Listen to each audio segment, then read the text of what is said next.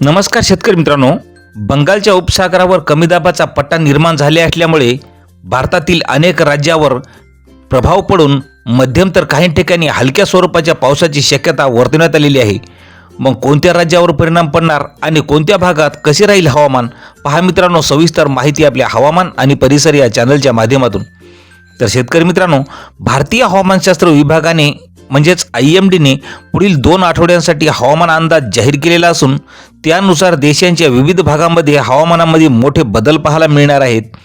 तर दक्षिण भारतात मुसळधार पावसाचा इशारा आहे, तसेच उत्तर आणि मध्य भारतात दाट धुके आणि तीव्र थंडीचे दिवस सुरू असून बंगालच्या उपसागरावर या वर्षातील पहिलाच खोल कमी दाबाचा पट्टा सध्या निर्माण झालेला आहे। सध्या हा पट्टा नैऋत्य बंगालच्या उपसागरावर असून आज रात्रीला म्हणजे 9 जानेवारीच्या रात्रीला श्रीलंकेच्या किनाऱ्याजवळ जाण्याची शक्यता असून याच पट्ट्याच्या प्रभावाखाली 9 आणि 10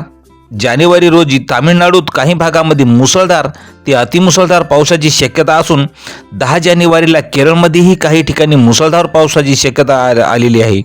तर मित्रांनो 10, 11, 12 आणि 13 जानेवारी अंशतः संपूर्ण महाराष्ट्रात ढगाळ हवामान असून